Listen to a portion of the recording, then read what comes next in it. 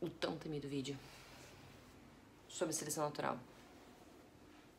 Por que temido, você tá perguntando? Porque a ideia, né, de seleção natural é considerada uma das mais brilhantes da ciência. E não é só por mim não, tá? Por uma galera. E errar no vídeo, uma coisa é trocar ideia, porque eu adoro trocar ideia sobre isso. Não gosto de trocar ideia ali, falar com as pessoas que eu gosto, porque eu faço isso também com alguma frequência, né, porque eu entendo a evolução, a seleção natural como explicação para muitas coisas que somos, que vivemos, enfim, que poderemos viver. Muitas são viagem, né? Mas eu coloco ela como base e acho que me ajuda a entender bastante o mundo. Mas o vídeo é meio final, meio conclusivo, tá? Mas, gente, faz o seguinte. Assiste o que eu vou falar aqui e se liga na ideia geral. Biólogos e biólogas, entendam, me ajudem com a ideia geral aqui. Não se prenda muito com as palavras. Às vezes, quando você está falando, você fala uma coisa, depois não era bem essa palavra, então vamos entender a ideia geral, tá? Você percebe que eu tô antes de gravar e falar um negócio, eu tô tentando me proteger. Mas é isso, vamos lá. Voltei, tive que fazer uma parada aqui, porque eu tive um problema técnico. Mas vamos lá. O que é seleção natural? É um processo que aumenta a frequência de características vantajosas. Eu ia falar de alelos vantajosos, mas coloque características. Vamos entender o conceito agora. Em outro momento a gente fala sobre isso. Essas características vantajosas, é só importante que você tenha noção que isso tem que ter uma base genética, nesse código genético que todos os organismos vivos carregam. Bom, o que quer dizer que aumentar a frequência de características vantajosas? Quer dizer que este processo, ele favorece, então, essas características, esses elementos, que podem ser várias coisas, podem ser morfológicos, fisiológicos, comportamentais, que trazem vantagem aos indivíduos e isso vai trazer uma modificação na população. Pega um exemplo. Uma população de coelhinhos, tá? Coelhinhos. Pensa um número, uma quantidade de coelhinhos, não importa neste momento. O processo que importa aqui. Bom, até cruzei a perna para dar uma explicada melhor. Esses coelhinhos têm diferenças de tamanho, eles têm diferenças de cores, eles têm diferenças de várias coisas. Eu vou pegar um exemplo de comportamento e eu vou dizer que essa diferença comportamental é genética. É genética e é hereditária. Então, este comportamento desses organismos que eu vou falar, desses coelhinhos, podem ser passados de pai para filho, tá? Eu vou dizer que nessa população tem duas variáveis comportamentais que são assim, tem alguns coelhinhos que são muito valentes, corajosos, e tem alguns coelhinhos que são mais medrosos, mais reclusos, eles se escondem com mais frequência. Então assim, no perigo, alguns desses coelhinhos se escondem, outros enfrentam. E vamos supor que tá tudo bem, mas que surge lá por algum motivo um novo predador. Ele aparece lá na região. E esse predador é bem forte e grande. Que esses coelhinhos, que são os mais corajosos, se eles enfrentarem, não vai dar boa. Então, aqueles que se escondem pode ser que tenham uma vantagem. Mas vamos supor que em alguma desses enfrentamentos, os coelhinhos que são da porrada ali, do enfrentamento, eles podem se dar bem. Mas alguns morrem.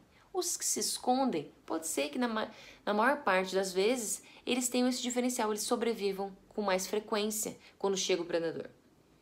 Temos uma vantagem, um comportamento, uma característica vantajosa que tem uma base genética e é hereditária. Passa de pai para filho. Então esses pais, essas mães coelhinhos, eles ficaram vivos depois do predador chegar, né? Esses que eu falei neste cenário. E aí eles vão fazer filhotes, né? Coelhos fazem muito filhote, por acaso. Vão fazer filhotes e esses filhotes têm uma grande probabilidade de nascerem também com essa característica. Estou dizendo com uma grande probabilidade porque o processo ali na reprodução, formação de gametas, não é assim, né? Com certeza absoluta, mas uma grande probabilidade. Ok, esses filhotes que eu falei que nasceram com esta característica vão ser, mais medrosos, mas vão ser mais... vão se proteger de uma outra forma e eles se escondem. Pô, chegou o predador, ficaram vivos também. E aí, reprodução. Não quer dizer que eu tô dizendo que os coelhinhos medrosos vão apenas reproduzir entre si, mas eles podem se reproduzir com aqueles que são lá mais da porradaria. Mas se eu estou dizendo que essa é uma característica vantajosa, os filhotes que carregam essa característica vão sobreviver e eles vão deixar descendentes, essa característica vai aumentando a frequência dessa característica na população, olha que loucura. Não era isso que eu falei que acontece na seleção natural? Aumenta a frequência de características vantajosas. Essas características, gente, o surgimento dessas características pode ser por uma mutação. O primeiro coelhinho medroso pode ter sido, ele surgiu por essa característica, foi uma mutação ali no processo, ali na replicação do DNA, ou na recombinação, na formação ali dos gametas, essa misturinha que acontece nos gametas, nesse processo na meiose, na formação de gametas, enfim, pode ter trazido essa característica à tona. Não importa. Isso é recombinação e a mutação são sim, de fato, algo que você não consegue prever. Então, é o acaso, né? Mas a evolução, a seleção natural, não é o acaso. Porque o que selecionou essa característica? Foi uma coisa muito ao acaso? Não, foi o ambiente, foi a presença do predador.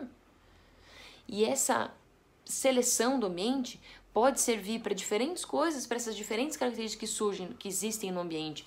Plantas, bactérias, fungos, animais, sejam vertebrados, invertebrados, seres humanos ou não. Essas características que são selecionadas, essa seleção das características não é o acaso. Então, a seleção natural não é assim, nossa, que do nada.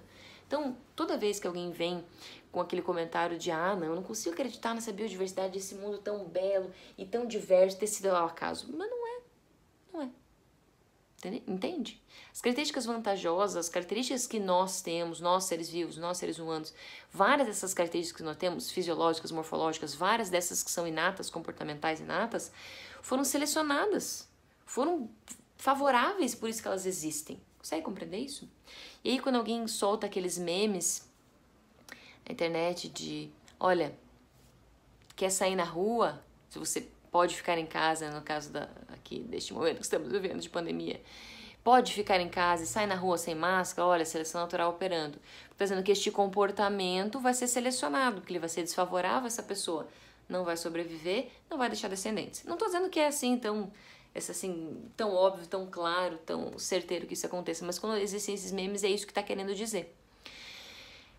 Outra coisa que eu disse lá na minha postagem, aqui nesse Instagram, que eu coloquei que entender seleção natural, você enxergar um mundo mais justo e mais belo.